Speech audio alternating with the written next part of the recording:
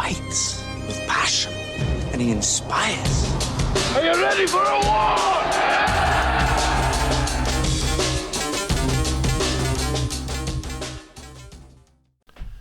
Hello again. It's from 8 Arbitration. I saw somebody on Reddit the other day put up that every episode I say, all right, welcome back to From 8 Arbitration. So I thought I'd do it a little bit different this week. And they're right. Looking back, I do. Every week I say the same thing. All right, welcome back to From 8 Arbitration. So this week I'll say, hello again. It's From 8 Arbitration. We'll change it up, breaking up something. 200-some episodes. So let's break that up, and so it's not so monotonous. But anyway, welcome back to From 8 Arbitration. Doing one on a Sunday. That's getting more and more rare, isn't it? But yeah, I'm doing one on a Sunday. Let's start this episode off by thinking about our carriers, praying for those carriers in California. Everyone in California. The devastation is unprecedented. And so let's say a prayer for those, our family members out there, our brothers and sisters that are in harm's way, that are still out there doing their job. I saw on social media, carriers are still out there delivering mail. And that's why we are the essential worker, and why we do so much more than 1.3% is because of that right there. And so I'm praying for you. I know there are a lot of people praying for you. Anything y'all need, let me know, and I'll put it out, whether it's going to be shirts, water, whatever y'all need. Somebody reach out to me, and I'll tell about it, okay? And I'll let the country know, all right? So we're praying for you, all of you. CCA Corner. They got 2 episodes this week. Make sure your CCAs are listening to them. Get your CCAs involved, all right? One, they're going to be interviewing Mr. Alan Gigax, and if you listen to his podcast, you understand how incredibly educated that guy is. He's a fantastic educator, and I love that guy. He's got a brilliant mind. He loves the city letter carrier, and so he's going to be on CCA Corner, and they're going to talk about also surviving your first 90 days. So 2 episodes this week on CCA Corner, all right? So make sure your CCAs are listening to that. I talk all the time about CCAs needing to unite and stand up for each other. That's the perfect example, the CCA Corner. People are reaching out saying, we're going to do this specifically for CCAs, all right? I know that we're going to start up some things for new shop stewards, and I'll talk about that in a second. But there's you something just for the CCAs. Long overdue, but this administration shits on them daily. They don't care about them. They show them that through your president's actions in this TA. He's not a man of his word. He's a coward and a liar, and the CCA took the brunt of it. And I think that it's indefensible, and we can't get that lying son of a bitch out of here fast enough. And so until 26, CCAs, educate yourselves, get yourselves united, and y'all can vote this son of a bitch out in a year and a half, okay? And that's what's going to happen. The vote won't be close. I know a lot of people concerned about them cheating. The vote will not be close. I know that, and he'll get trounced if he makes it that long. Hopefully he'll do the right thing and quit and go back to doing something else. But, yeah, CCA Corner, 2 episodes this week. Stewards, if you're listening, get your CCAs involved, and that will help you out because they will understand what they need to do as far as letting you know when things happen, when things are going on. And so CCA Corner, fantastic thing. A bowl-a-thon for MDA, Music City Branch 4, my branch, is having a bowl-a-thon for MDA on March 30th, 2025 from 1 p.m. to 5 p.m. at the Smyrna Bowling Center in Smyrna, Tennessee. All proceeds go to MDA. Registration is $30 a person. Teams of 4. Price includes lane, shoes, and a gift bag. There will be raffles, door prizes, and silent auctions. Registration is required in advance. Contact Lisa at 615-883-7687. Contact Lisa at 615-883-7687. Everyone is welcome. Lots and lots of fun for all. So that's March 30th from 1 to 5 p.m. at the Smyrna Bowling Center in Smyrna, Tennessee. And all proceeds go to MDA, all right? So that's a great cause. Concerned letter carriers. You know I'm part of that. Get on concernedlettercarriers.com and order your clothing. Got a lot of sharp-looking stuff. If you're on social media, you see those things modeled all the time. They got some great-looking stuff. We want everybody to have a shirt and a hoodie. So get on concernedlettercarriers.com and order your clothing. All of that money will go to help us when we start going across the country, trying to offset some of those expenses. And with the mailings, you got 2 major mailings that'll go out about election time. We need to make sure that we're getting as much money as possible to help out with that, okay? And so to go to concernedlettercarriers.com and get that clothing. They got some sharp-looking stuff. Also, from MadeArbitration.com, buy those shirts. And all that money goes to MDA. None of that goes to the CLC. Every bit of that, 100% of that goes to MDA. And so a lot of people showed me that they were at their meetings in their From Made Arbitration shirts. I love that stuff. And so get on FromMadeArbitration.com and get your shirts, all right? I'm going to start doing some educating. We're starting this year. And that will start maybe as early as the beginning of February. What's going to happen is I'm going to start doing a podcast for the Concerned Letter Carriers as their Director of Education. I will not be the Director of Education for the new administration that comes in. He will have somebody else do that, but I will be the Director of Education for the Concerned Letter Carriers up until that point. And so I'm going to start a podcast for them. I'm getting that set up now with the social media people with the Concerned Letter Carriers, and it will be back to basics, all right? And it's not going to be any of this other stuff that I've been doing on From Made Arbitration. So you can listen to that around your kids and on the route without having a customer come up and surprise you while I'm cussing somebody out. And so that will be probably beginning of February. We're going to have that going, and we're going to go back to basics, just like this started out. But it will be strictly for those new stewards and educating them. And so that'll be PG, okay? It'll be PG rated. YouTube, I'm going to start that. I got Mallory and Cole coming down. They're going to help me get that set up, and I think that will be probably around the same time, February something. We're going to get that set up. That's going to be beneficial because it will help people. I'm going to be able to put up things that I'm talking about, whether we're going through discipline. I'll omit things and I'll redact things, but I'll be able to put things up so you can follow along with me what I'm talking about. I think that will really help. If JB comes over and does an episode and he starts getting into clock rings, what you're going to look at when you find falsification of clock rings and stuff like that.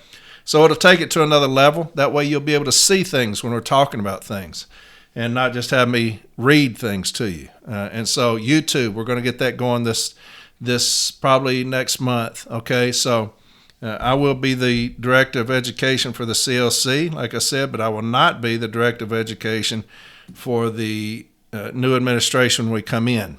All right, James Henry will pick somebody else to do that, and we will work hand in hand as Director of City Delivery with them, making sure that the training and education is unprecedented. All right, and so that will happen soon, hopefully the beginning of February.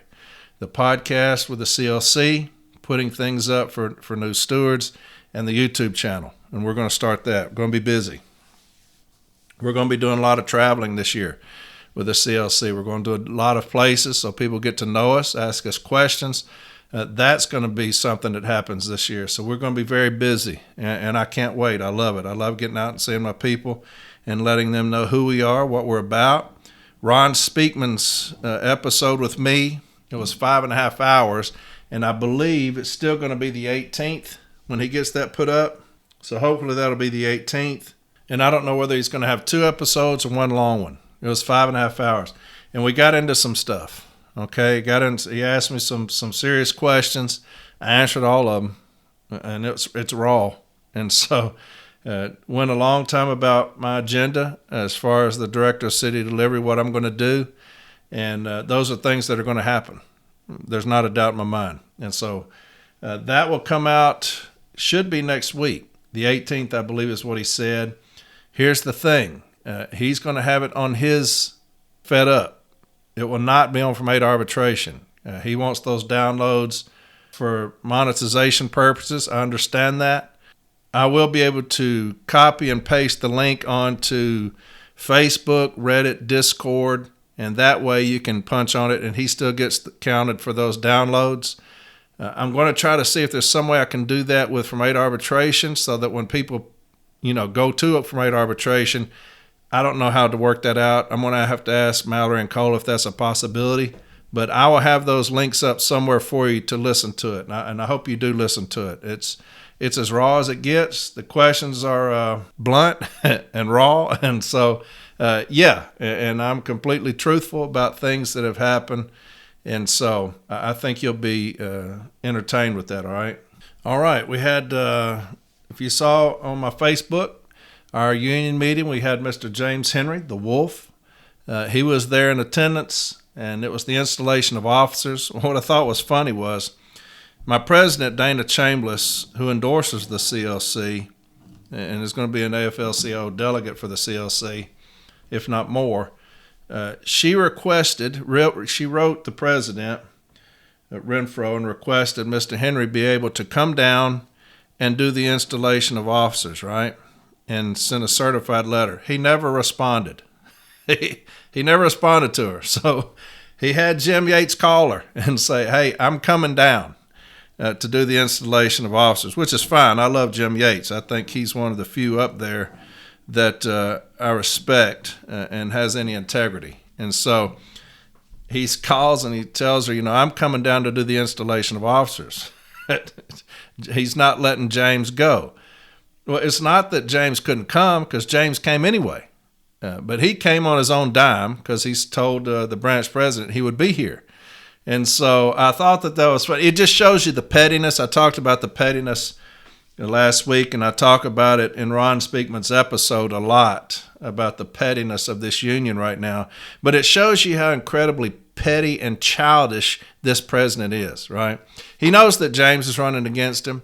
He never lets James go anywhere on the union's dime to do any kind of installation, any kind of talking with branches, because he's just a petty little bitch. And that's the perfect example.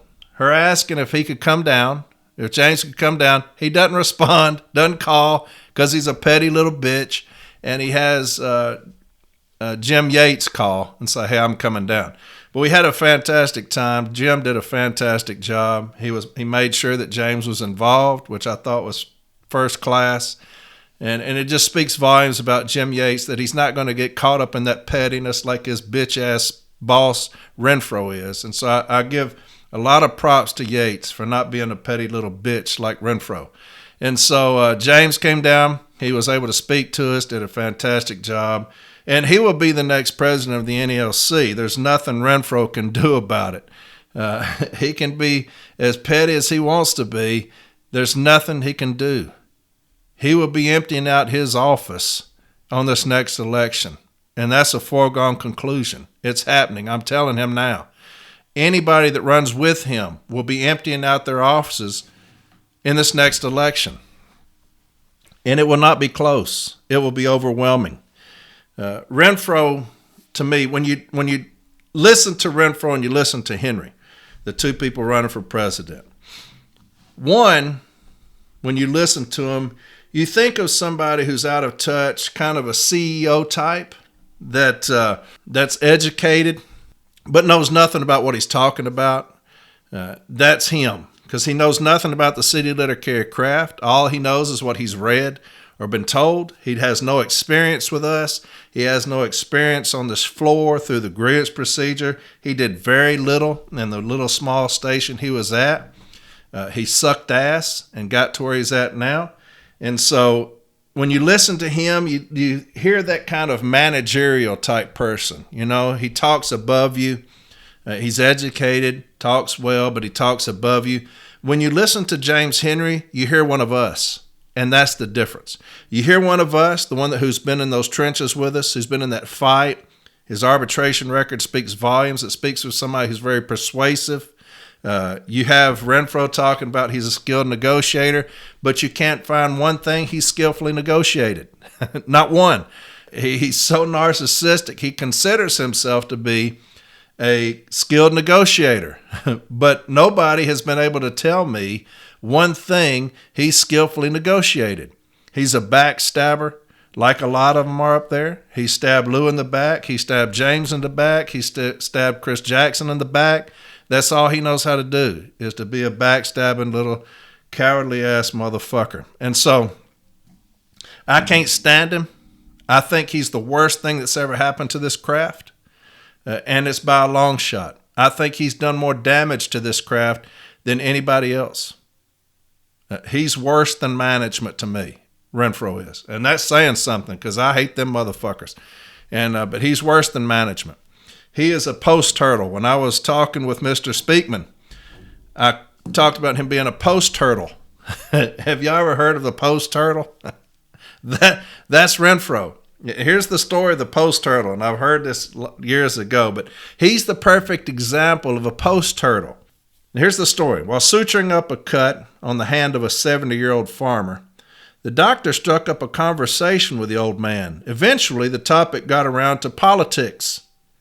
The old rancher said, well, you know, politicians like Rob Ford are post-turtles. And not being familiar with the term, the doctor asked him what a post-turtle was. The old rancher said, well, when you're driving down a country road and you come across a fence post with a turtle balanced on top, that's a post-turtle. The old rancher saw the puzzled look on the doctor's face, so he continued to explain. You know, he didn't get up there by himself. He doesn't belong up there. He doesn't know what to do while he's up there.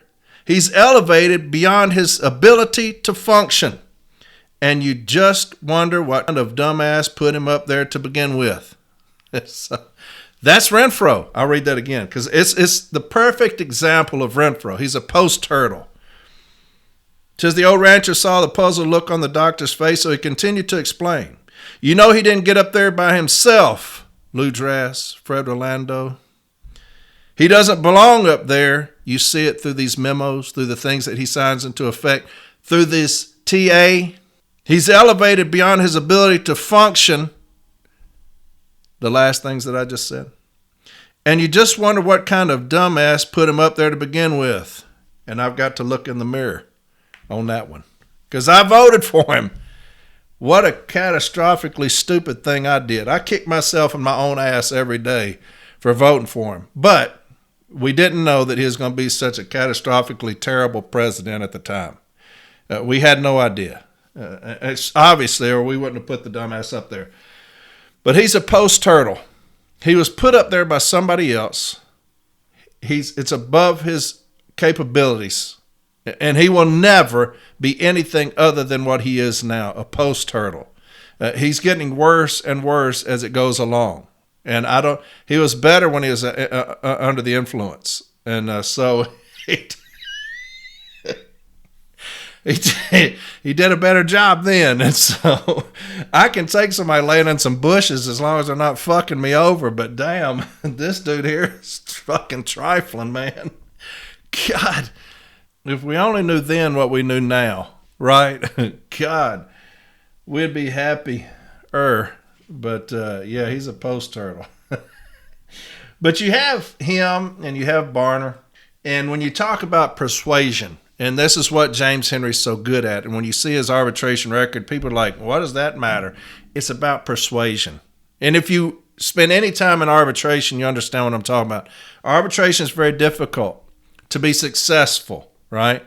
If you're 50-50, that's I think the union at one time, we were winning about 45% of arbitrations, right? Because management wants to win just as bad as we do, right? They're just lazier than we are, and they're liars. They're incredible liars.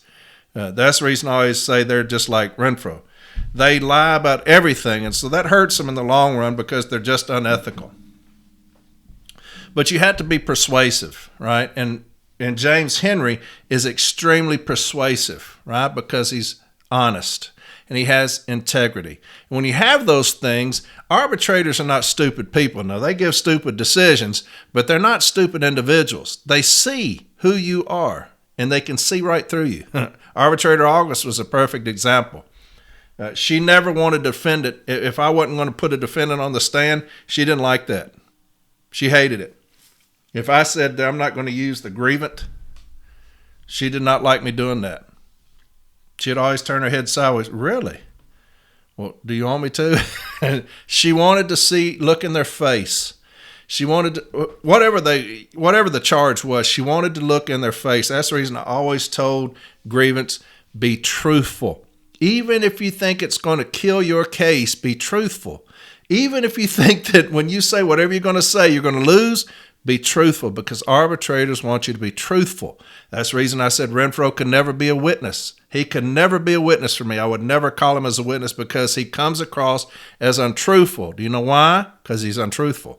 And so arbitrators would see right through this clown. The reason Henry is so successful is because he's honest and he has integrity, and arbitrators see that and they love that. The reason Renfro gets played so much is because the other side has persuaded him. He's small-minded in that area there. They have persuaded Renfro to side with them. The TA says it. These memos say it. That was 1982, 83, 84. I talk about those all the time. That was a Trojan horse that they played Renfro because they're more persuasive than he is. He's not a skilled negotiator. They are more skilled than him, and these things show it. Barner's the same way. Had potential, but they've played him. They're more skillful at negotiating than Barner. So we have two people at the top who are terrible at negotiating, and they are getting crushed. Arbitrator Swallow is a perfect example. Remember when they punked Barner into calling him a mutual phone call when they made Barner kick Swallow off the panel because of the Memphis decision? That's us getting punked out and played. They were more persuasive than we were, and that can never happen.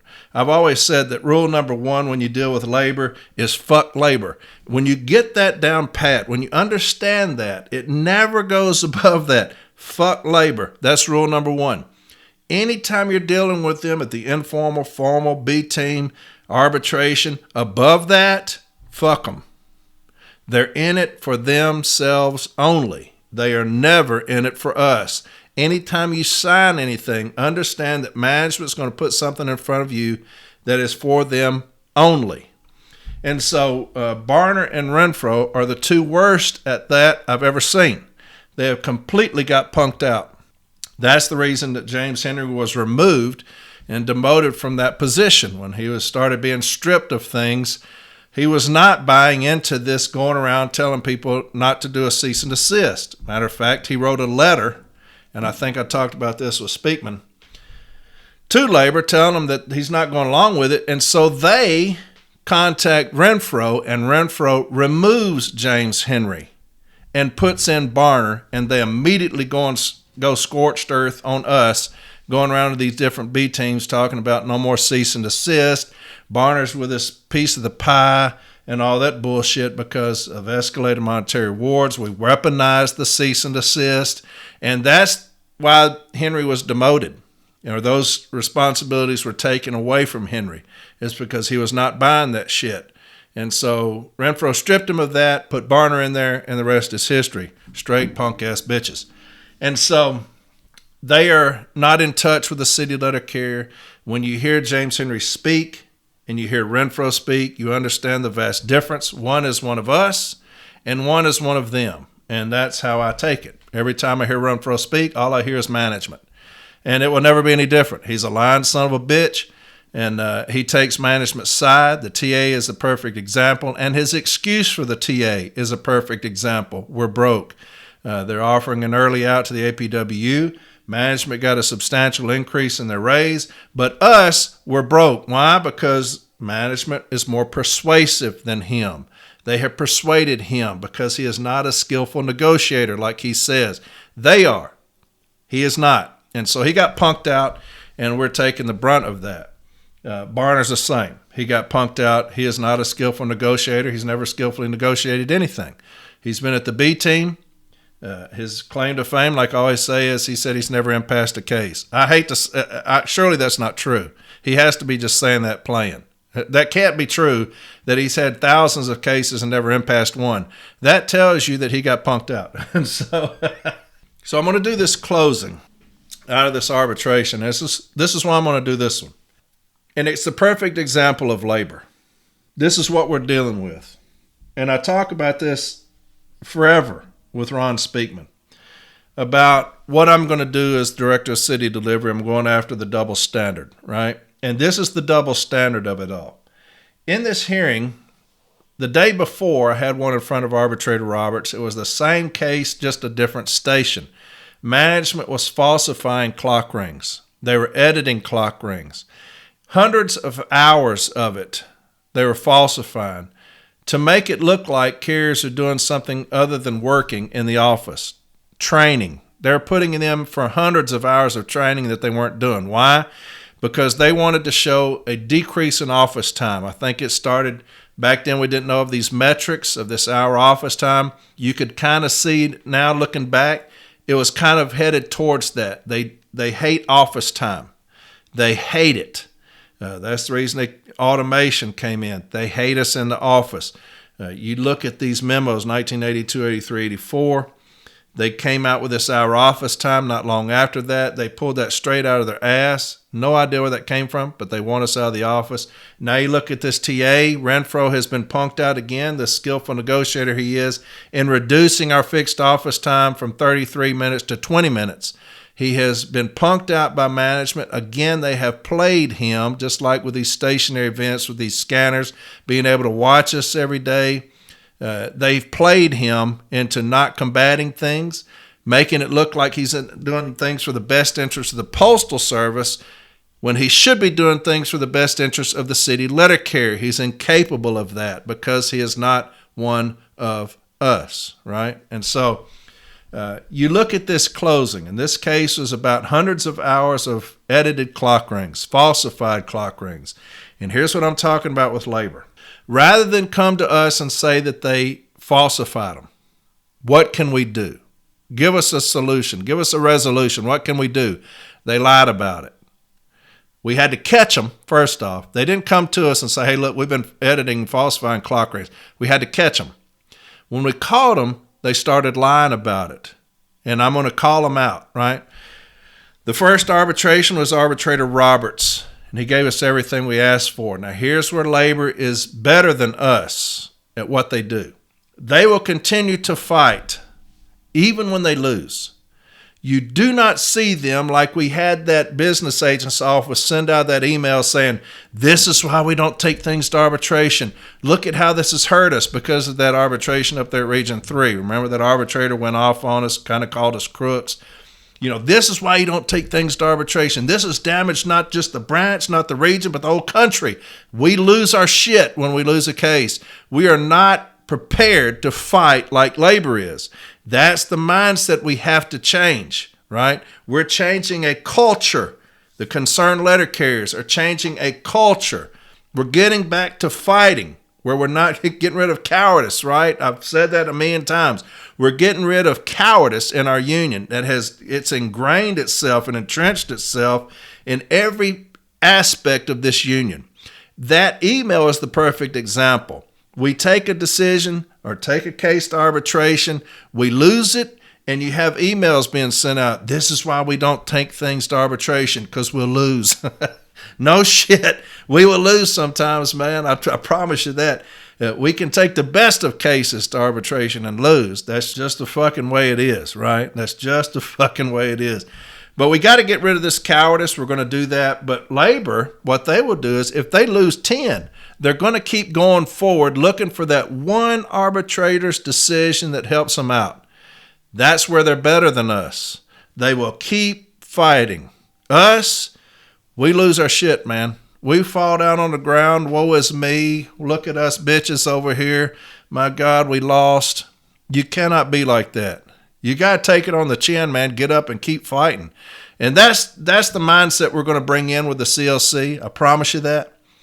But this case is a perfect example. We had one in front of Arbitrator Roberts. He gave us everything we needed. This one is in front of Roberta Bayhackle. Can't stand her. To me, she's the worst arbitrator in the country. I gave her the lowest grade. When we used to grade arbitrators, they'd give us a sheet.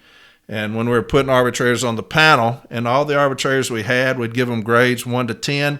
I consistently gave her the lowest grade. I think she's the worst one in the country. She does not believe in her authority under the joint statement to remove management from supervising city letter carriers. She does not believe in an escalated monetary award. Even if you put 1,000 decisions in front of her where we have given our escalated monetary awards, you put down other arbitrators' decisions on the same thing from the same installation, she will rule against them, saying that those arbitrators are incorrect in their rulings. She does not believe in an escalated monetary award, and that's where it came into effect in this case. We had all these decisions, and you'll hear me. I know how she is. I know that she does not approve or agree with an escalated monetary award. I know that going into it, but we fought it anyway. You have substantial amount of falsification of clock rings. And you have management lying their ass off. We caught them. And then you have the request for an escalated monetary award. And what she does is, Arbitrator Roberts gave us everything we wanted. What she does is she gives us one page talking about the falsification of clock rings.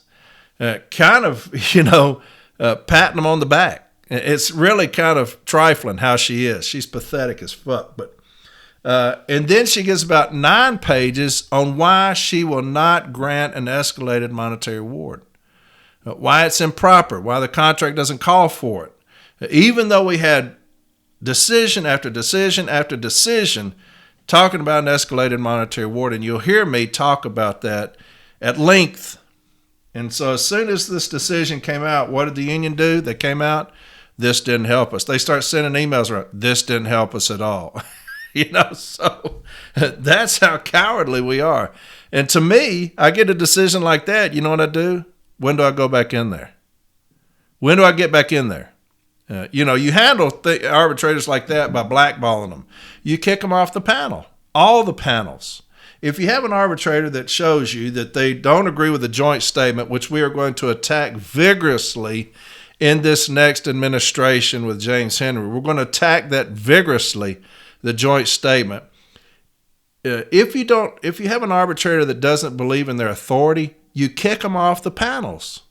If you have arbitrators who don't believe in their right or their ability to grant an escalated monetary award, you kick them off the panels. Management does it all the time, and we will let them just sit on there and languish and just kill us in these decisions. But labor is well advanced of us as far as that's concerned, because they will just keep going. And I even tell her, they're fishing. They're fishing for this one arbitrator to give them a decision. And she did. I mean, we won it, but she just said that she's not going to give an escalated monetary award because the contract doesn't call for it.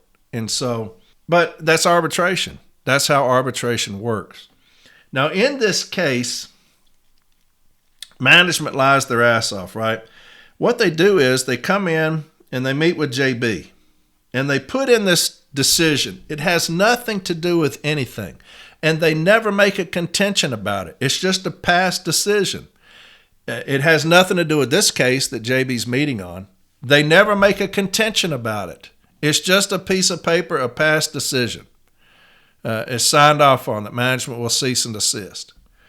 When it gets to the B team makes several pages of contentions on this one page, even though the formal A or informal never address it, which tells you what? This is a game plan of theirs. They put this in there saying, don't address it with JB because he'll kill it. Send it up to the DRT. We're going to get our DRT member ready for that. And when it went up to the DRT, she makes all of these arguments about that one decision, and they say that decision is the decision for the case that we're filing here, if that makes sense. Basically, it's res judicata. That decision is for this case. That's what management says. They don't make any contention like that beforehand, right? They make the entire contention at the DRT. Why do they do that? Paul Glavin, who is on our side, can't defend that. He can't call anybody. He can't request anything. And so they get into the hearing and they make a threshold issue. And they say that this case is already settled. This decision right here says it. This decision is for this case, for these clock rings.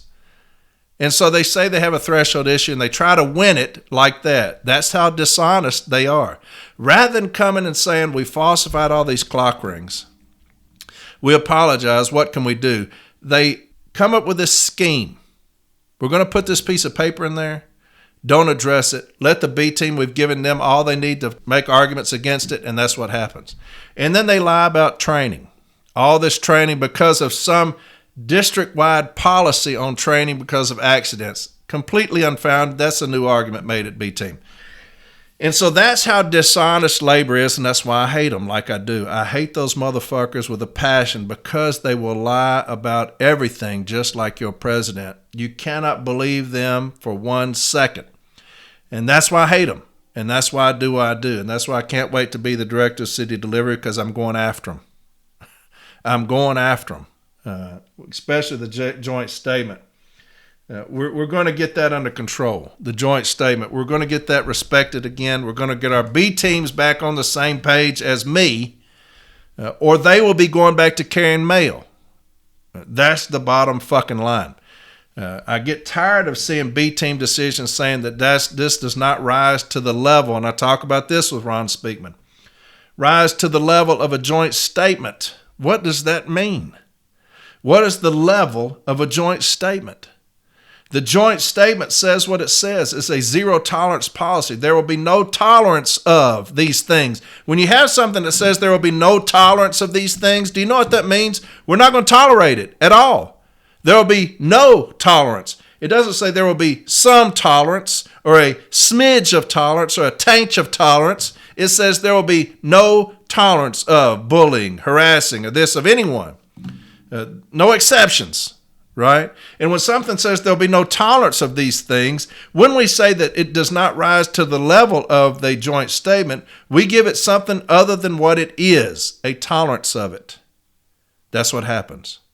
There will be no excuse for and no tolerance of harassment, intimidation, threats, or bullying by anyone. I think that's what it says. And so when something says there is no excuse for and no tolerance of, that means that there's a zero tolerance policy on that.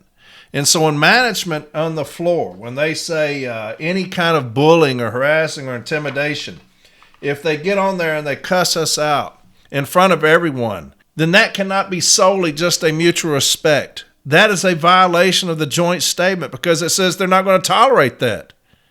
There'll be no excuse for that. And if something says they're not going to tolerate it, we need our B teams to start sending those forward saying that they have violated the joint statement. Now, we need a history of that if we're going to remove somebody from their position. There needs to be a history of that, and that's what it says, right? Those whose unacceptable behavior continues. But yes, we will start getting people rung up on joint statements for cussing us out, bullying us, harassing us, intimidating us. All of this is part of the plan that I'm going to have when I come in there. All of this is part of the plan. I'll let y'all know about that with Ron Speakman and later on. But anyway, I got off on something there. And we're going to get this under control on this falsification. I talk about that too, the falsification of clock rings. We're going to get those things under control. And how you do that is you become an inconvenience. You talk about pressure. Remember I told you about pressure when Levi Montgomery had us at the jail talking about pressure points? You continue to put pressure on them. We're going to put pressure on management at every level, because I'm going to involve management at every level. And you say, what does that matter? Because I'm going to start making sure advocates have things in their case files where I have been putting management on notice at the highest level, district, area, national. And those things are going to be going in case files, and I will be there to testify in arbitration, as many as I need to be. And what we will do is, those people hate to be inconvenienced. We'll make sure that our advocates call them as hostile witnesses, because management will not call those as witnesses for themselves. We will call them as hostile witnesses and make sure that they come in and get dressed down by us in arbitration. Once you start doing that enough, putting enough pressure on them, making that manager an inconvenience to them that is a bully and a tyrant and all these things, they will start addressing that themselves. And that's how you do it. I understand how to do things, and I'm going to do it. That's just one of the things we're going to do. But I talk about a lot of that with Ron Speakman as well. But anyway, getting back to this falsification of hundreds of hours of clock rings. We have no recourse other than to go to arbitration. And isn't that a shame? Isn't that a shame that management will never address their own? They will never get in trouble for falsification of clock rings. Matter of fact, one of those is now an MCSO of Nashville. The one I talk about this one all the time that stole from us, that was clocking our CCAs out while they were still delivering mail and got busted. He's an MCSO. So he didn't get punished for that. He got promoted for that. We didn't put enough pressure on him from up above. You heard about that down in New Orleans where they were falsifying clock rings to make it look like the carriers were out in an hour when they were not. They didn't even get a cease and desist. They just said management will start putting in clock rings properly. So all of those things are going to be coming to me as Director of City Delivery, and we're going to address them. The double standards will be over. It's going to take me just a little bit to get that done, but that will be something we start implementing on day one on these double standards. You threaten us, you assault us, you steal from us, you edit things, you falsify things. The upper echelon of the Postal Service will be held accountable, and we'll make sure that they're in arbitrations answering for those things, okay? Because I don't respect none of them. I hate all of them. To me, they're all lying pieces of shit, and so we're going after them. We're going to go after them, and we're going to have a good time doing it, and I can't wait. But this closing talks about the falsification of clock rings, the editing of clock rings. It's in front of a very difficult arbitrator. Now, I did have a winning record in front of Bay Hackle, but to me, she's horrible. She's management. Matter of fact, one of her good friends from management came up from Atlanta to sit in on this, just a friend of hers from management. And they were just yucking it up, having a good time in there. And I remember looking at my president, Dave, and I'm like, God, this is not going to go well. Because that's the games that they play, man. That's the games that they play. They'll try to bring people of influence in there and persuade decisions.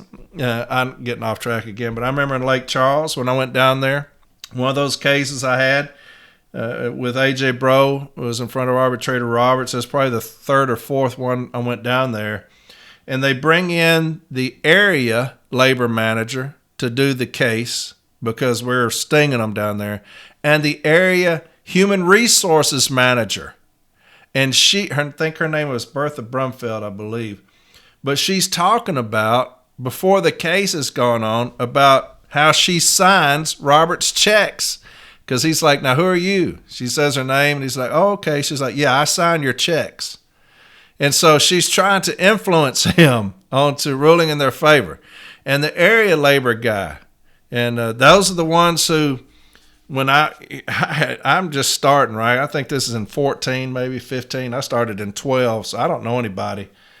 And so here's the area labor manager and the area human resources manager. And I'm standing out in the hall, and they come out there, and he's like, so you're Corey Walton? I said, yes, sir, I am. He says, I'm so-and-so. Okay, good to meet you. And this is so-and-so. Good to meet you, ma'am. Now, we've seen you somewhere. I said, no. I said, I hadn't seen you. Oh, yeah, we've seen you. You've been in some kind of training. I said, no, sir. No, I haven't been in any kind of training. And he's like, haven't we seen him? And she starts saying, yeah, we've seen you. I said, no. I said, I've never seen you before. And they keep going and going and going that they know me. And I said, now, what's your name again? So-and-so. I said, I've never heard of you. And so I said, now, what's your name again? She said, so-and-so. I'd never heard of you. I said, I don't know either one of you. And so we go in there and do the case. When we're leaving, the guy, he's out in the hall. I shake their hand. He's like, I hope to never see you again. Now, he's playing. He's laughing. He's like, I hope to never see you again. I said, well, if y'all straighten your shit up down here, you won't. And he's like, we're trying to influence the arbitrator, but he's old and set in his ways. And so they lost again. So that's how they do. And that's what they did in this case. They bring up a friend of Bay Hackle's from Atlanta. She drives all the way up to Nashville from Atlanta to sit on this case. Atlanta's not in our region. We're Alabama, Mississippi, Louisiana, Tennessee. Atlanta's not even in our region. But they drive this lady up there on their dime to sit in there for influence. And I blister management. I blister them in front of her. Now, you got to tread lightly with Bay Hackle because she doesn't like a lot of the stuff that I usually do in arbitration. Y'all have heard me before, so I have to scale it down a little bit. But that's how she is, man. So she shit on us as far as the escalated monetary award. And we kept putting her on the fucking panel. I have no idea why. Now, we kicked her off this last one, but she was trifling, man. But anyway, here you go. Here's the closing. It's very long. It's 51 minutes. Y'all may fall asleep. But I break down everything for her. I break everything down at every level. Informal, formal, B team, past decisions. You'll hear me get into that. Some of my closings are about 20 minutes. Some of them were 30. Some of them were 50. Some were an hour. Just whatever I thought it took. And so this one's about 51 minutes, I believe it is. And so here it is. Here's the closing argument. Management falsifying, editing clock rings. And we won the case. She, I believe, gave him a cease and desist on Stephen, which is still crazy to me. Cease and desist on editing, falsifying clock rings, which is, it's unheard of. The double standard. Like I said, I'm going after that day one. We're gonna punish them finally for the shit they've done to us over all these years. We are going to punish them nationwide, and I can't wait. So here's the closing. Next week, Ron Speakman will have those two things. I'm going to try to get those up on everything I can so that you can hear it. And I believe that you'll want to hear it. I talk about a lot of things that trouble me. My agenda as the director of city delivery, we're putting city letter carriers back over this union. They're taking back over this union like it should be. There's not going to be any more of this good old boy frat house mentality run by womanizers and drunkards and people that lie their fucking ass off to us. Those days are over with. The city letter carrier is taking back over this union. And we're going to deal with things like this more harshly. Okay, we're going after management. But closing argument. Y'all have a fantastic rest of the week. I'll talk to y'all next Sunday, all right? I love each and every one of you dearly. And we're taking this thing back over, all right? We're going to have a good time again. All right, I'll talk to y'all later. Bye. Management's opening. Just for a second. And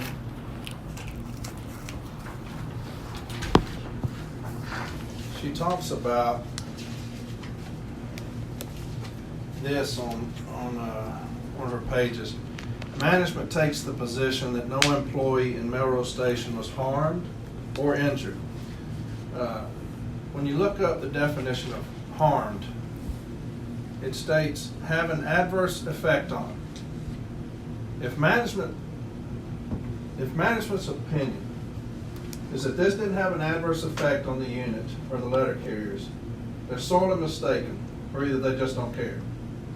How can you say that this did not have an adverse effect on a unit if you stole over 480 hours from that unit? As a carrier myself, that's a slap in the face to us when you say that you can steal from us and we're not harmed. That's a slap in the face to us. How is that not adversely affecting letter carriers if you're stealing from the unit? How is it not adversely affecting me if I'm out there delivering mail and you put me into a function saying that I'm not and I get no credit for that? How's that not adversely affecting me? She also states this, and this goes back to their bifurcation argument. Manager Diane Hudson was made aware upon Stuart Hartley's review of clock rings that she had utilized an improper clock ring code to document the safety talk on the cited incident of date of July 11th, 2019. Once the steward made Manager Hudson aware of this improper use of time code, Manager Hudson agreed to a cease and desist this practice. Let me read that again. Once the steward made Manager Hudson aware of this improper use of time code, Manager Hudson agreed to a cease and desist this practice. If that's the case, Madam Arbitrator, on page 21 is the 8190 for this case file. Why was this forwarded to the formal step A? If that's the case, if that's true, why was this forwarded to the formal step A if they agreed to it? I've got a meeting of the formal step A with Melissa McCurry and Jason Lee. How is it possible that Manager Diane Hudson was made aware upon Stuart Hartley's review of clock rings that she had utilized an improper clock ring code to document the safety talk on the cited incident date of July 11th, which is this date, and once the steward made Manager Hudson aware of this improper use of time code, Manager Hudson agreed to a cease and desist practice? Why are we here today? JB testified under cross that, hey, I don't get those informal Step A resolutions. The only thing that I get are those that are forwarded to me in past from informal. Well, he should have never received this then on July 11th, if that's what management stated, if that's true. He should have never received this 8190, but they met on it. That's false. It's absolutely inaccurate. To the bifurcation, this is very simple. This is dated after this one, 8-9. They signed it at the informal. I don't know why they did it, but Diane Hudson, Angela Hartley, 8-9. That's how we know that this pertains to this. That's how. Date discussed with supervisor, 8-9. 8-9. That's how. That's very simple. It's a dishonest attempt to get rid of this grievance. That remedy was something entirely different. It did not cover these dates. That's the reason we have this grievance. You see how they try to put that into the case file, and JB is correct when he testifies on about 375, this informal Step A resolution. He's correct. You can put whatever you want to in there. They make no contention against this. She said it was for this. He said it wasn't, and she dropped it for whatever reason. If she would have wanted this to apply to this, she should have said, management M1 pertains to this grievance. You never see that in any of her contentions. You never see it. But like I said, and this is what kind of looks kind of a little suspicious to me, that this may have been kind of talked about. Management's B team position. The highlighted portion talks about M1.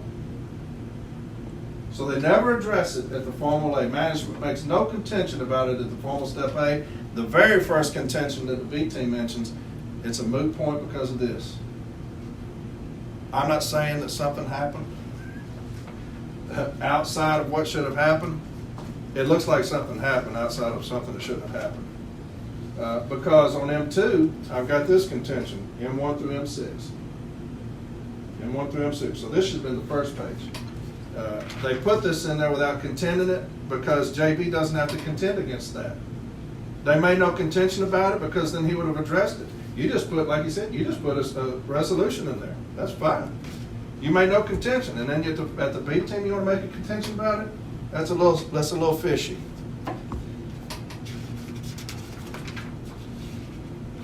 Here's another point that management misses in the burden of proof. She states in her opening, the union has failed to include any statements from any full-time regular carriers to evidence they were not aware of the time code adjustments.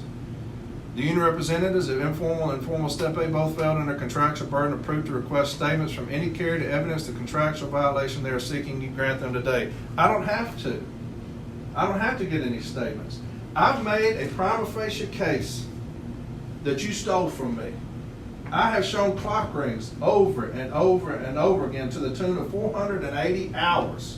I have shown you at this formal A meeting that you stole from me, and I tell you that you did. You have stole from the letter carriers. I'm showing you evidence of that through clock rings, months of clock rings. On that disc you'll see months of clock rings, and I go over 6:32 time, why you can't do that. Why you can't put somebody on us if it's a safety talk. Why you can't do that. I'm showing you that. And what do you say? Nothing. Why do I have to interview any carriers? I've made a prima facie case. I've shown carriers out there delivering actual addresses, and you've got them on a code of not working at all. Why do I need to? I've got proof that they're working. That's what that is. That's documented proof. Why do I need to interview a carrier? I know what you did. I can prove it. I got evidence of it. Now, if they would have come back and said every bit of this is for safety talks, first off, it's still miscoded. You saw that in M32. It's still miscoded. But if you would have said that at the formal Step A, all of these time codes are for safety talks, then I'm going to say, hey, Angela, have y'all had all these safety talks? No. Okay, well, give me a statement to that effect. You never contested. You never say anything about it. Matter of fact, the shop steward has a statement in here saying, I saw that they're inaccurate time codes. I saw something was fishy. I got a statement from the shop steward. What statement do they have? From anybody? Nothing. JB accused them on page 24. And this is the strongest part of its contention. Included in the case file is a disc with tax EER for Melrose Station for all employees, indicating management at the Melrose Station. Diane Hudson, called her out by name. Lawrence Carter, called her out by name. Harold Eppright, called him out by name. Intentionally utilized improper time coding for letter carrier employees and city carrier assistants to falsify office and street times. And he showed that through clock rings. You know what kind of statement they put in the file to say they didn't do it? Nothing. They don't put the first statement in there. It's funny, though, that after this, Angela files another grievance, and you'll see that in U1, where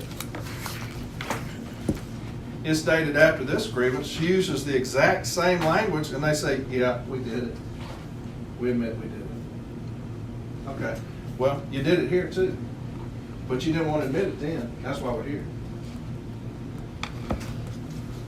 Page 26 of the case file.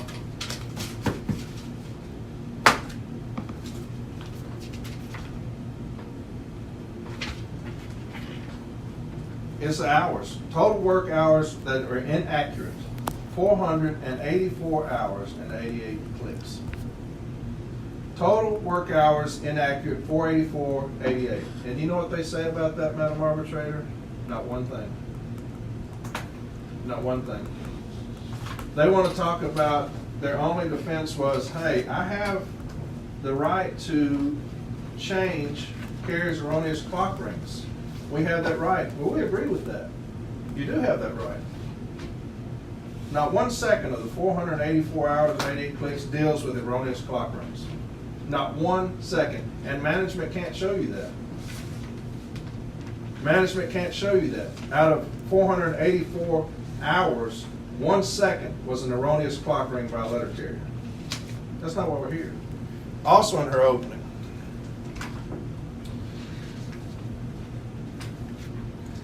she talks about management does not dispute that weekly service safety talks are to be included on line 21 of Form 1838C during a route inspection. In management's B team, and I'll get to that in a second, she talks about safety service talks in an attempt to cover up what they've done. She also states, second, the union routinely asks for punitive remedies and asserts that the JCAM contains language authorizing them. The union has never said punitive remedy. We've never said punitive remedy. We don't say punitive remedy. We want you to comply with settlements. Whatever that's going to take. Madam Arbitrator, if you think it's a cease and desist, that's what we want. But I'm not going to get something if I don't ask for it, so I'm going to ask for it. They don't like my remedy? Okay. I'm going to ask for it. I may get it, I may not. But I'm not going to get it if I don't ask for it. If you say that, hey, we're going to solve this with a cease and desist, okay, that's fine. But if you think it's of such a heinous nature that, like Arbitrator Roberts did, they're going to say, hey, this is the fourth station that's been doing this, something needs to be done. I'm going to grant the union this full remedy. We're fine with that.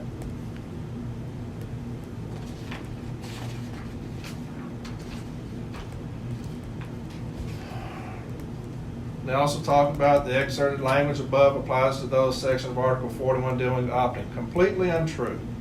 Any arbitrator knows that Article 41:17 talks about the manager's arbitrator's right, or the union and management's right to ask for something above that of a cease and desist if cease and desist isn't working. Every arbitrator knows that.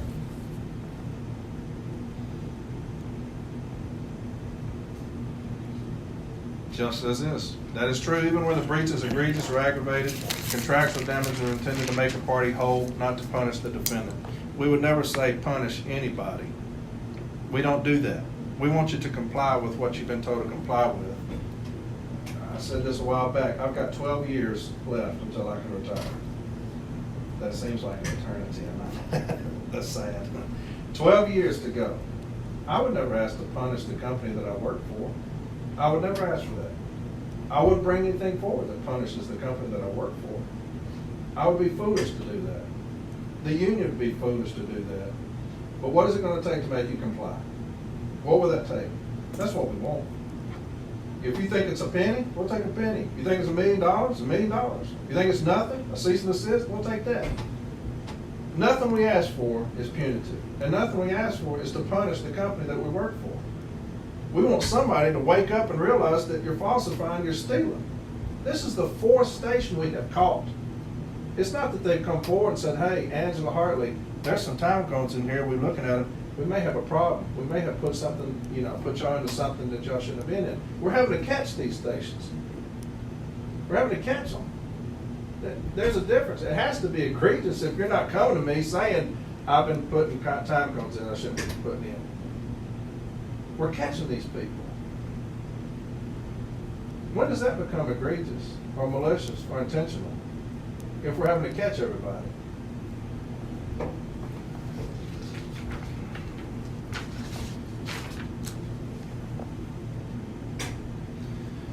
She also talks about in her opening on number 2, I don't know what page this is, but she says, second, punitive remedies are particularly disfavored in the context of labor arbitrations and are rarely permissible under the Labor Management Relations Act.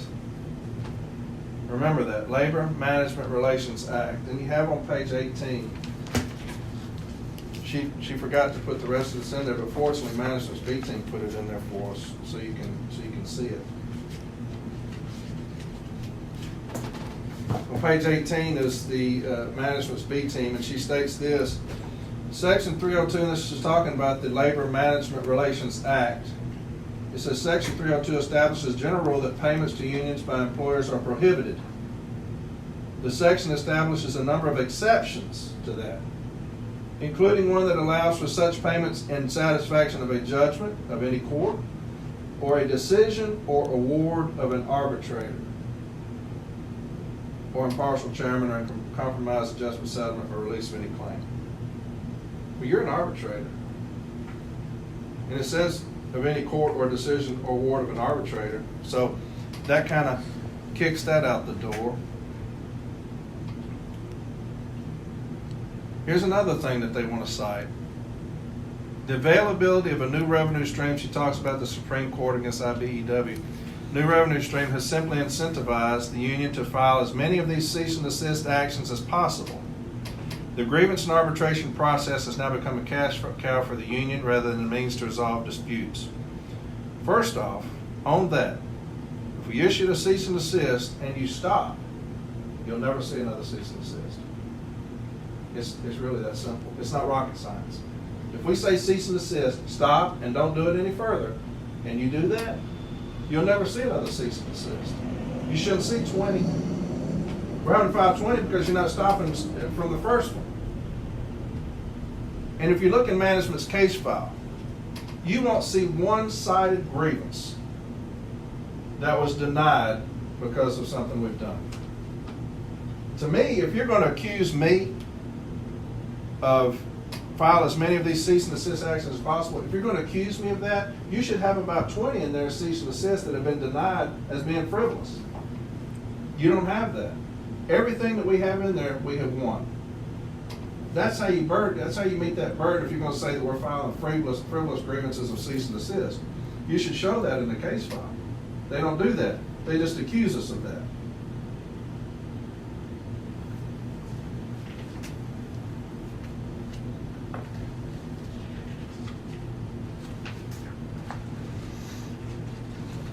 And again, she says, management remains of the opinion that no employee at Melrose Station was harmed or injured.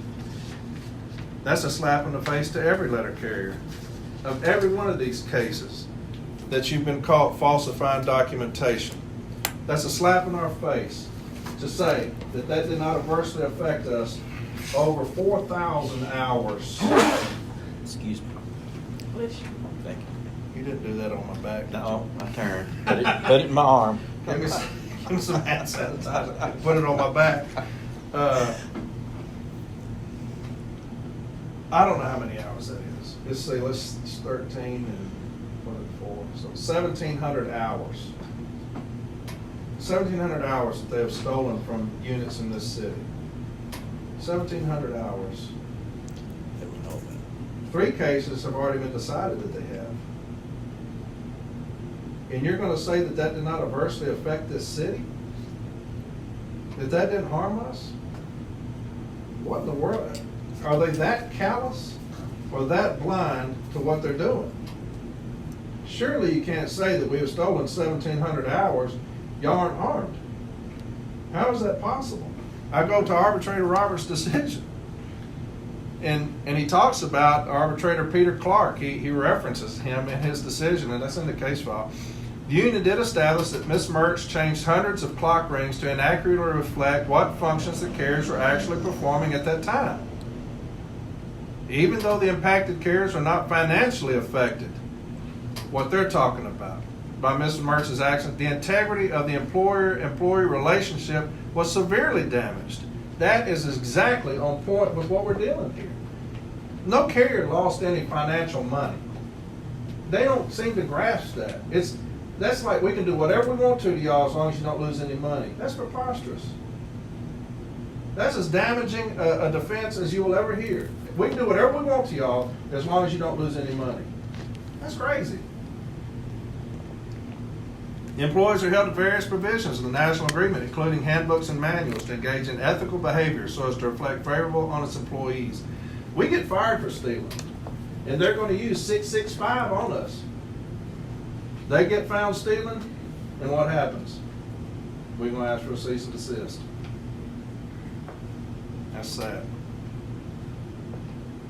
Arbitrator Roberts goes on to say, I cite the above because I find the language of Arbitrator Clark applicable to any case of this nature. To fraudulently alter any time rings is disingenuous. It's an act, in my view, on the same level as theft, and he's exactly right. But paramount is the fact that the impact of such actions can be extensive, and the effects negatively impact the very integrity of all postal operations. He's 100% on point. While the record does not indicate a repetitive history of time record alterations at this location, which this one does because we've got a decision almost immediately after where they're doing the same thing, the seriousness of such an event certainly warrants a cease and desist order. A single occurrence is far too many. How about 480 hours worth? Fraudulent time record alterations for any reason are disingenuous and cannot be tolerated. I don't believe that either party to this arbitration endorses, supports, or condones any activity of this sort. I have to disagree with that in this case here. The authenticity and accuracy of such time records must never be compromised, and any fraudulent act to that end must be considered heinous and dealt with accordingly. We couldn't agree more with that decision. There's nothing worse than a carrier doing his daily job, working as he's required to do, 8 hours work for 8 hours pay, and you got a manager sitting behind a desk trying to steal time from him. There's nothing worse than that. It's no different than me rifling through mail. There's no difference. You're stealing. It's just another type. There's nothing more heinous than a sister or brother out there on the street delivering mail, which you saw, delivering mail, and some manager sitting in the air conditioning of their unit, putting them in for a code they're not supposed to, showing that they're not doing that work. There's nothing more heinous than that. We've got 484 hours. We've accused them of stealing from us in incredibly damaging language. And you don't have one statement from one supervisor or one manager stating we didn't do it or why we did it. Not one statement. You've got 484 hours accused of stealing, and you didn't have one witness sit in a chair and testify why they did it. Not one witness testified from management today on what they did and why they did it. How is that possible? How is it possible that we have put in all of these clock rings showing that you're stealing, all of these contentions showing who stole, all of this, showing we're out on the street delivering and you stole from us there. All of these meeting times that are incorrectly coded. How is it possible? He has all these contentions about you maliciously stealing from us, and not one person has the guts to come in here and sit in a chair and tell you why.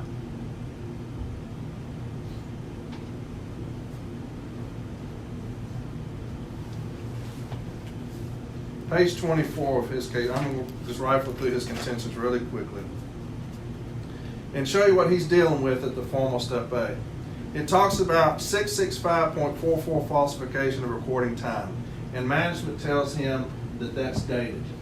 Can you believe that? The ELM is dated. That's their defense about falsification of clock rings. That doesn't apply because it's dated.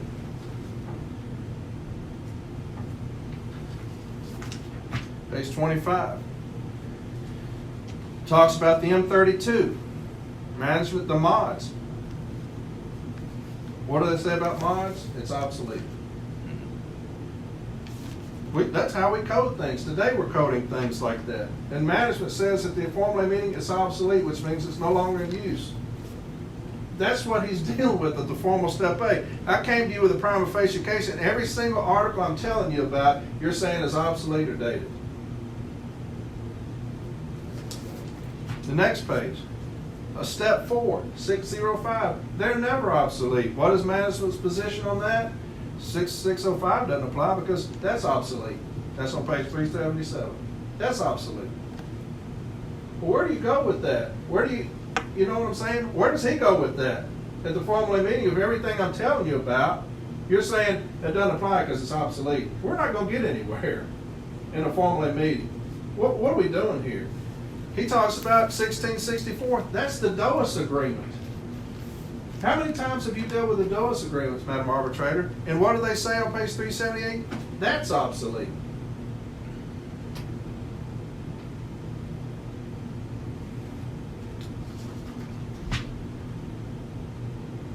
On page 27, he talks about tax ER, where he talks about the DMS route detail report, where it shows carriers actually working on the street. Showing it, that's evidentiary proof of carriers working on the street. It shows the addresses that they're delivering, scanning. And what do they say? Nothing. Not a word. You put them on standby time. That's a falsification of a clock ring. On page 28, he says they did violate that pre-arbitration settlement. It doesn't have to be in his issue statement. He contended it. On page 28, did management violate Article 15, Section 3841, and Postal Service Policy Letter 1517, and names the pre-arbitration settlement? When was it dated? 6/18. That's the date of the pre-arbitration settlement. He showed you clock rings up until the 28th. They're still falsifying clock rings. How is that not a violation of the pre-arbitration settlement? 10 days after this signed agreement, which is what 1517 talks about, they're still falsifying clock rings. What good did that do us? What good is that? And then you got one, you won, they're still doing it. On dates past this. And we're going to sit here today and say that it's not egregious. It's not malicious. It's not intentional. Is that their position? I want to say Melrose just doesn't care. They also want to talk about, and they hinge on this, you don't have the right for a punitive remedy. We would never say punitive remedy. We want a remedy for future compliance, whatever that may be. We call it an incentive for future compliance. And they want to talk about, you don't have that right. Matter of fact, Management's B team talks about it, and I'll get that in just a second. But page 34, this is what I was talking about earlier. This is the end of JB's contentions. And this is how you do Formal A. in the first paragraph, he states this: management in the Melrose Post Office, halfway down, management in the Melrose Post Office failed to contest any of the specifics of the union's formal Step A contention or remedy as specifically required at the formal Step A level. He hands that to them and they read that. And you know what they did to contest any of the specifics of the union's formal Step A contention? Nothing. They still didn't. They still didn't address it. I don't get that. I'm sitting here telling you didn't contest anything. You didn't contend anything against my contentions. I'm telling you that in written form. And you still don't. You still don't say a word. And it's almost like they're relying on the B team to make all their arguments. And I'll get into that in a second. He goes on to state, the union contends management at the national installation, this is the second paragraph, Melrose Station grossly, week after week, intentionally utilized inaccurate time codes that are improper and is a deliberate falsification of timekeeping records. Management has wrongly utilized their position to fraudulently falsify time clock entries to make the office time and street times more appeasing to upper management. The union contends management abused their positions and failed to uphold and perform their duties with integrity, honesty, and being trustworthy in reflecting accurate route times in the Melrose Station. The union contends through reports and documentation it has evidenced this falsification. That's a written contention at the formal Step A level. And management says not one word. Not one word. Why do I need to question anybody? I have shown you through clock rings on that disc, clock rings of you falsifying. I have accused you of that, and you never say, I didn't do it. And they want to come in here today, why didn't you get a state committee carry? Why should I? I've accused you of it, and I've shown you did it. You never say you didn't. To me, that's case closed. I accuse you of something to show that you did it. You don't say, hey, I never did that. You don't say a word. I don't have to question anybody. I want to talk about management's B team for a second. And this is what I'm talking about. This is what Mr. Leith is talking about, new argument. Management makes no argument at the Formal A level. Then they send it up to the B team.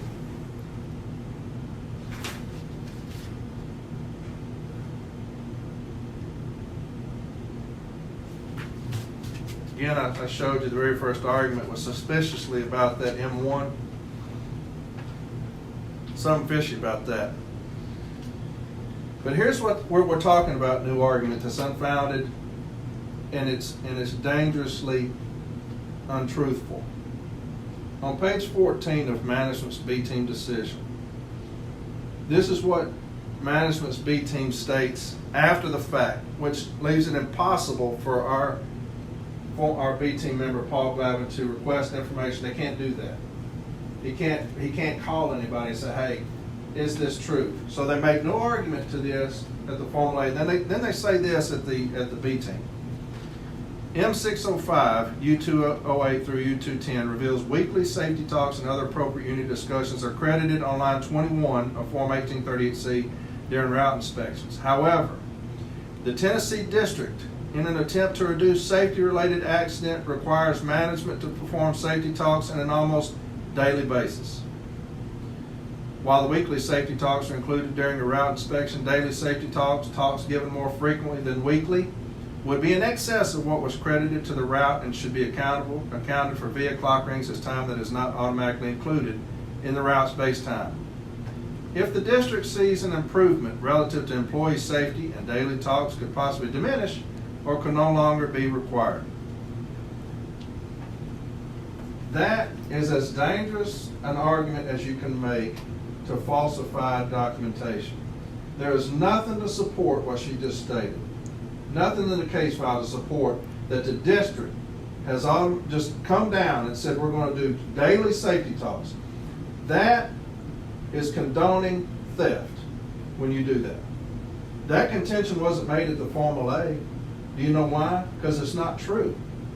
If they made that contention at the Formal A, then Mr. Lee could have said, Where are you getting that from? Let me see that. Let me see what they're doing daily, because if it's from district, somebody's got to have it. Where's that at? It's not mentioned until when? The B team, because she can say whatever she wants and it can be unfounded and act as if it's true. I know that's not true. And I'll tell you how I know that's not true. I was at the highest level of this country for safety on the National Safety Task Force. Went to Washington frequently to deal with national safety issues. I still deal with area. I am over district. If there's an email that says we're going to do daily safety talks, I would get that email. Any email that goes to any manager about safety, I get it. You know what he could have done if they would have raised this issue there? Corey, have you got any emails saying that district, due to safety concerns or safety-related accidents, are requiring management safety talks on an almost daily basis? I could have said, yes, JB, they are. I'll send you the email. Or I could have said, no, they're not. I'll send you where they're not doing that. That's what I could have done. But you saved this argument to the B team because it cannot be addressed. It's a new argument, and that's exactly what he's talking about. Is contentious about new argument. It's dangerously. There is nothing more dangerous than this argument as it pertains to falsifying a clock record. What you're doing is condoning it when you do that. You're saying, hey, this is what it is. And then if district sees an improvement, then it will stop eventually. Do you see what he's talking about when he puts in his contentions about no new argument past this point? Because he can't address that. That's blatantly false that she put in there. And she can put that in there because she don't have to come testify to it. According to Article 15, they can't testify. So she can put whatever blatantly false contention she wants in her contentions. That's blatantly false. I know that because I would have gotten an email, and I have not. And I'm also a city letter carrier. If it's district-wide, I would have gotten a safety talk every single day. I've not gotten one, and we get one a week maybe one every 2 weeks. I can tell you that with all certainty, because I'm a letter carrier still in Nashville. That didn't happen. And it's disgusting when you read that they're saying that, to condone falsifying and stealing from letter carriers. Here's another thing she says on page 14. The Tennessee District predominantly utilizes standby when a carrier experiences a vehicle breakdown while on the route. However, management of the local office was never provided an opportunity to review the entries pinpointed by the union. How's that possible? She didn't have it in Formal A? They couldn't have contacted them at the Formal A and said, hey, look, we got carriers on standby time that they're proving are delivering mail. The vehicle's not broken down. They're out here delivering the route. That's what Formal A does. According to Article 15, we're going to get together and go over these contentions together. That's what we do. And if we need to make a mutual phone call, we're going to do that. I was Formal A for many, many years. If I introduced anything at the Formal A, management had a question about it, they're going to hold on, Corey. I need to call on that and make sure these carriers are actually delivering. They never did that. What you say here, after it's too late, management at the local office never found an opportunity. Yeah, they were. At the Formal A, you could have called them. Then she states this, the union insinuates carriers had no idea they were being input into certain operation codes. However, the following employee moves are seen on the CD of clock rings accompanying the case file. And then she puts these in here. It's a new argument, but it's an argument that doesn't pertain to this case because we're not dealing with carriers inputting carrier clock rings erroneously. None of this time is incorporated in that 480 hours. None of this time. This is carriers that have put in clock rings and not right management corrected them. That's perfectly fine. Every second of errors in this case file deals with management putting in their own clock rings for us. It's not one change of an erroneous clock ring. So she's misguided there. Again, attempting to justify stealing from us. On page 15, management's B team, another new argument. The clock rings submitted by management reflect the date cited on PS Form 8190, July 11, 2019, further confirming that they were unaware of the multitude of dates included by the union at Formal A. How is that a possible contention? How are you saying that further confirming they were unaware of the multitude of dates included by the union at formal step A? They met on these clock rings at the formal step A. They signed off on the 8190 meeting. He went over the clock rings. He testified that you don't have a formal step A for management stating that they were unaware of the multitude of dates. He testified. We went over every clock ring to show what they did. That's an absurd contention, as you'll see. The clock rings submitted by management reflect the date cited on PS Form 8190. That's their problem if they want to bring one thing of clock rings. They had an opportunity to formally meeting to look at everything we had. Any clock ring they had an opportunity to look at and protest. They chose not to. We didn't blindside them. I brought the clock rings. If they would have said, "Oh, hold on just a second. I wasn't ready for this. I need an extension." Okay. That was never said. They went right on through, looking at every clock ring. He made every contention. If you read his contention, he made every contention about all the clock rings. You didn't have a management witness today come up and say, "I didn't see that. I didn't see those clock rings. I didn't know that." That would have been good for them to have. We're talking about 41. Revenues about running that. Then on page 18, she talks about the awarding of what they call punitive damages. You don't have that right, arbitrator Bay-Hackle. Unfortunately for them, in the case file, this B-team decision is from Monica Lucas. In the case file on page 284 is a B-team decision from Monica Lucas where she did just that. She awarded an incentive for future compliance of $50 to those carriers. So I don't understand why she's saying now you don't have that right when she did it. You saw it. Mr. Lee took you to it. They awarded $50 for failure to comply with grievance settlements. You got them over and over. You got page 25 or page 290, page 294, page 298, page 303, page 319, page 327, page 330. Page 333, page 337, page 339, page 364. All of them deal with management acknowledging the right to compensate us for failure to comply with grievance settlements. Every single one of them talk about an incentive for future compliance from both parties. Every single one of them. But what do they want to say here today? You don't have that right. We do, but you don't. That's preposterous.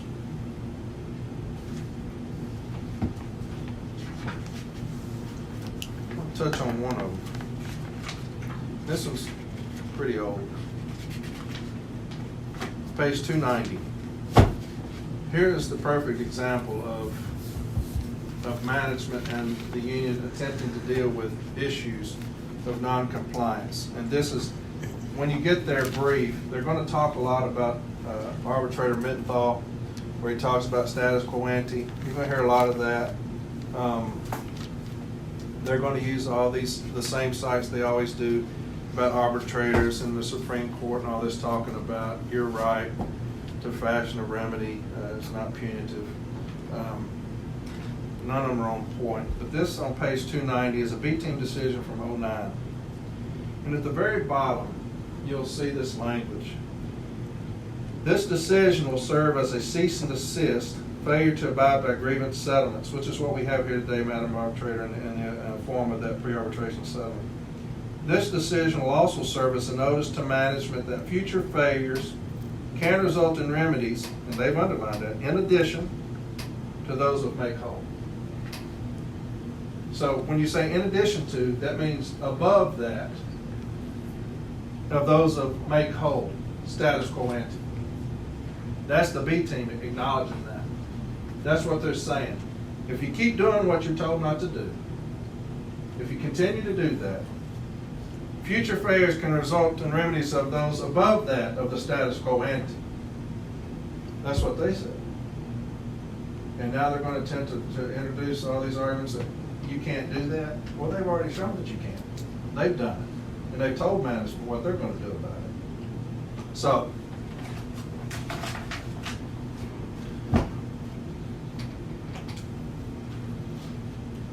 I want to touch on one more thing. I'll be done. Page 381. I want to show you the harm that something can do to a unit. And I'm going to use management's contentions against them. On page 381, first off, you see the bullet pointed remedy. Two of those we didn't even ask for, which leads me to believe that they had already predetermined that they weren't going to settle this case when they walked into that formal step A. They wouldn't even agree, and this is what they said, this is the reason that it's almost impossible to meet with them at the formal step A. Management does not agree with any form of a cease and desist, especially for falsifying clock rings. That's what they state. We don't agree with any cease and desist, especially for falsifying clock rings. We can't even get the most basic cease and desist in the formal step A. And they're talking about the reason we're here is because of what they call a punitive remedy. We couldn't even get a cease and desist. The next two bullet points we didn't even talk about. The fourth one, that all the data, we can't rely on any of the data in the future. They wouldn't even agree to that at the formal level. And at the bottom, it talks about this. Any LC branch force failed the burden of proof that Melrose Management altered letter carrier clock rings, which is unbelievable that they write that, aside from making corrections. They didn't make one correction. Out of all those hours, you cannot show where they made one correction that we've accused them of. It was all management's input. It wasn't a carrier identifying to something they shouldn't have and then management going in there and changing that. That's not 1 second of what we're talking about. But here's what I want to talk about, the damage that what they're doing is to a station. They talk about management as relates to this grievance committed no violations on 7-11. That's what they state on page 381. And then they have clock rings for 7-11 on page 382. And I'm going to go through this really quickly.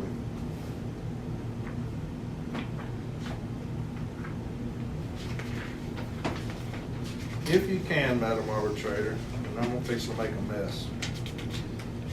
405 through 407.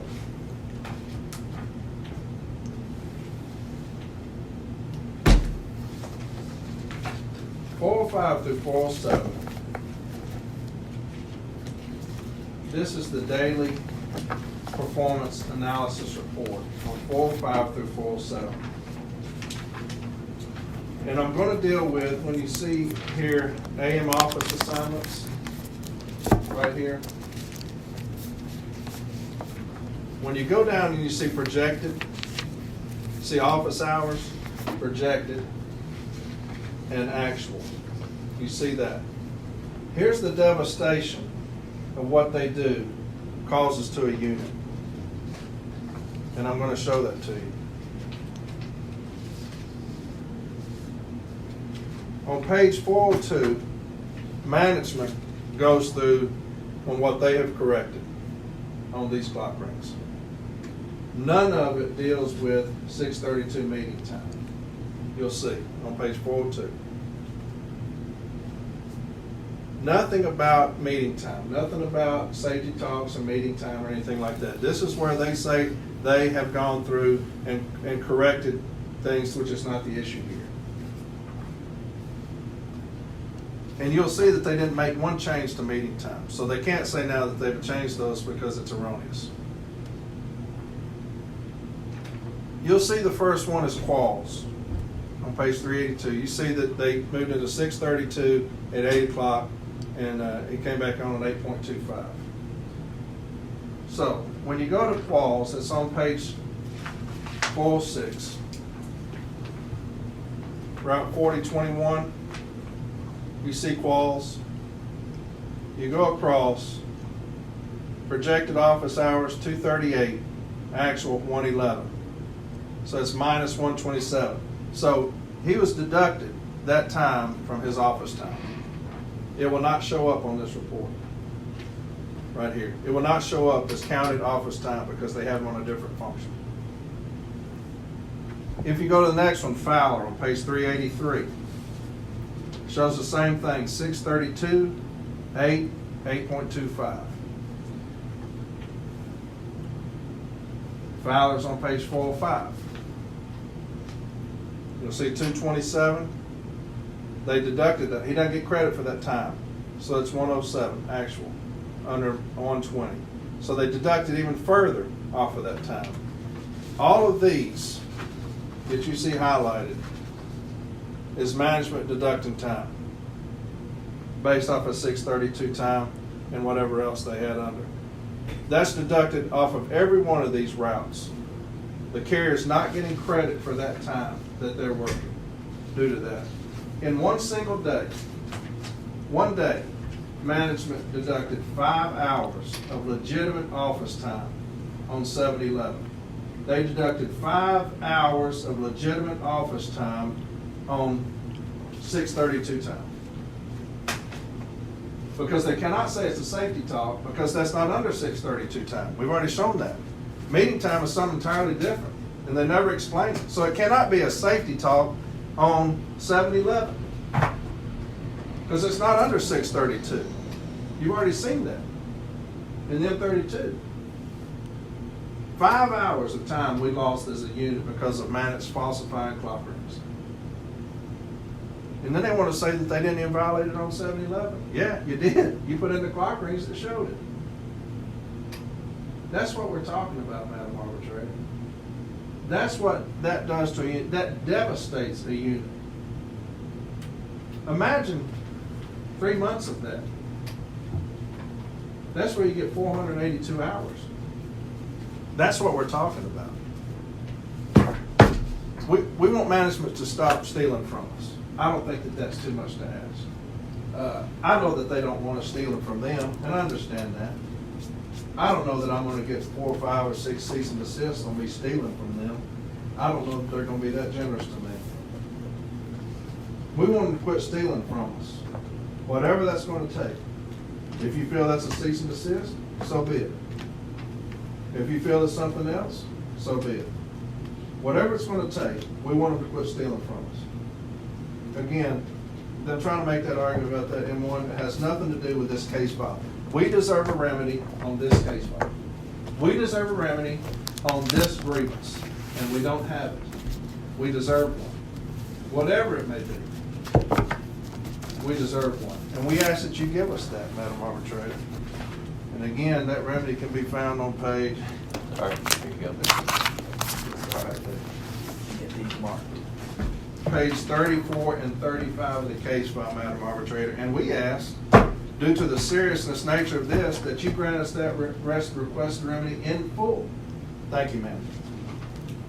I've got just a few sites.